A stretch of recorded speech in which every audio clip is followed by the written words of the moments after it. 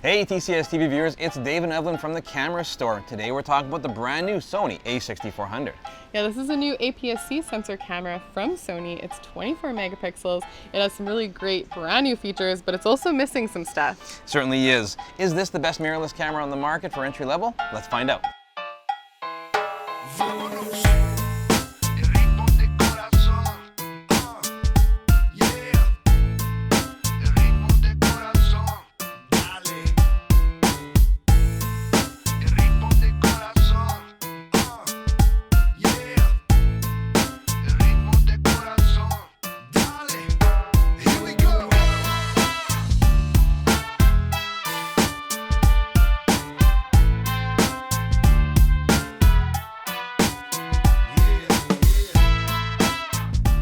This is a brand new APS-C sensor camera from Sony. It's 24 megapixels and it sits just below the A6500 because they didn't put in-body image stabilization in it. What they did put in it is real-time autofocus tracking.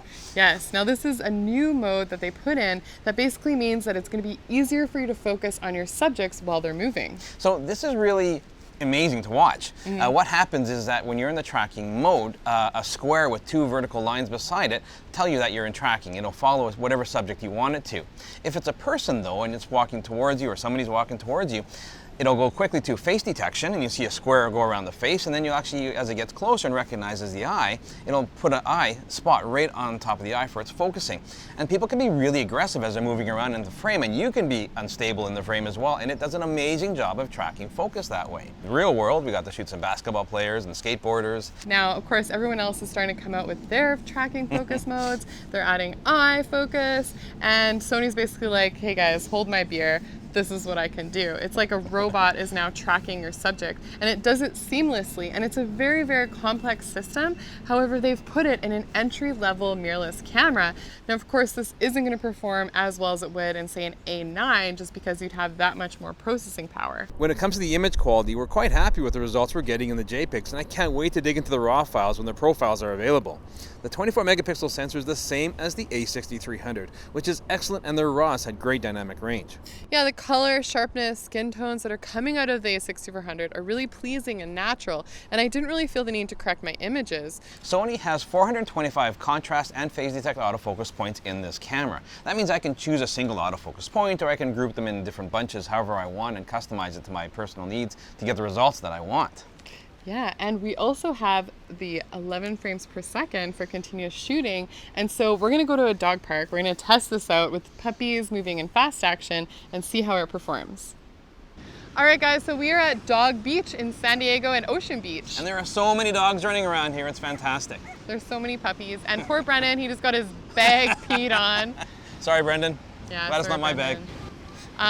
But yeah, these dogs are awesome. It's a really good test to check out the real-time continuous tracking autofocus. Basically, Sony's designed this new tracking system that uses a combination of things like color, depth, pattern, profiles, and all kinds of stuff to track its subjects. It's extremely easy to use and can be left all the time. So the object tracking is working really quite well. I can't wait to see what's going to happen when they actually implement animal detection.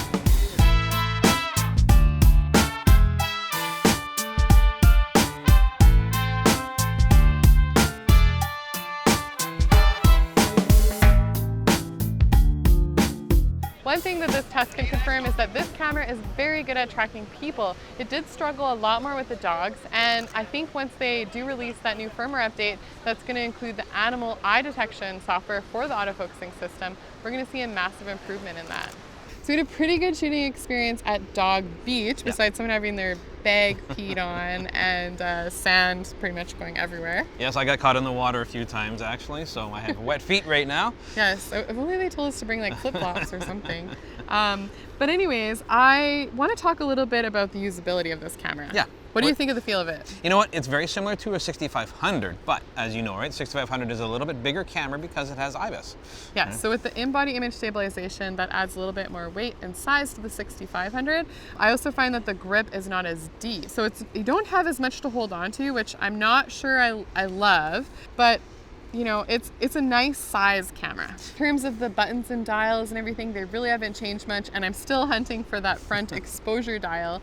That's one thing I really wish they added to this camera. Yeah, now if you're an existing Sony user, the buttons and placement are going to make a lot more sense to you. I found myself taking more time than I would have liked to kind of get second nature with these buttons and cameras, but once I did, you know, I was much more confident with this camera.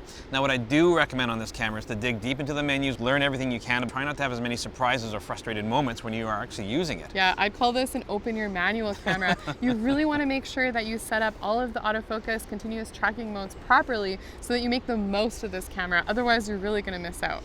Yeah, now it does have a digital viewfinder, which I really like in a camera like this. On a bright sunny day when we were at the beach, I used the viewfinder almost exclusively.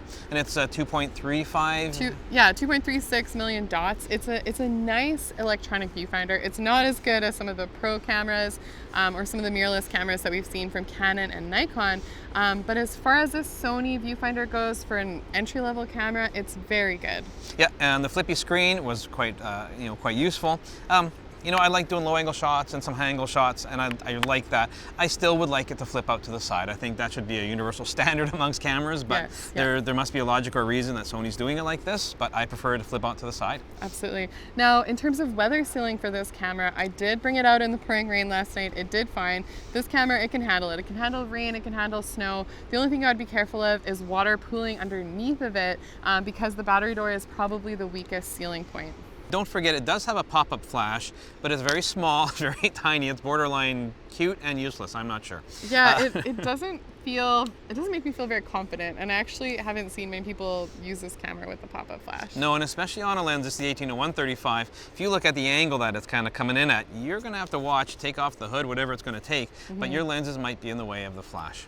All right, so the sun is setting here and we are losing light like crazy here. Yeah. It would have been nice to do a time lapse of this, and that's a new feature on this camera. Yeah, finally Sony put the time-lapse interval shooting into the A6400, and we're probably also going to see it in some of the firmware updates for the A9 as well as some of the other full-frame bodies. When it comes to shooting video with the A6400, we have 4K 30p or also 120 at 1080. Yeah, and that's with full sensor readout. A couple things that we should mention about video is that you don't have a headphone jack if you want to monitor your audio. The other thing is, if you are doing vlogging, it does have this fully articulating screen, but it gets in the way of where you'd put a mic. Right now we're just using the in-camera mic, and hopefully the sound is okay. There's a lot of ambient noise going on. There's the pool, there's a train behind us. And so we'll see what the mic sounds like here. Now, I've seen some people pull out these great brackets so that you can have the mic off to the side, but it's still not ideal mic placement if you're using a directional mic. Yeah, so we're finding people are innovating with ball heads and whatever else to try and get the best results out of using that articulating screen. Yeah, it also uses the same W battery that we've seen in the previous models. Yeah. It's pretty exciting that there's no record limit. And since you can use USB to power the camera while recording, this would make it an excellent B camera. Yeah, and the video quality looks good, but we're seeing some rolling shutter, and that's why it still designate this camera as more of a B cam. All right, the sun is set here on our trip to San Diego to check out the Sony A6400. Yeah, we hope that you guys enjoyed our review. We certainly enjoyed testing this camera. It's really compelling, and it's hard not to compare it to some more pro-level cameras. I had to keep reminding myself how many features are packed into this camera. It's an entry-level mirrorless camera. Yeah, well, we hope that you enjoyed our review. Let us know what you think of it by commenting below. Make sure you follow us on Instagram. And if you're new to the channel, make sure you subscribe, and we'll catch you guys again soon.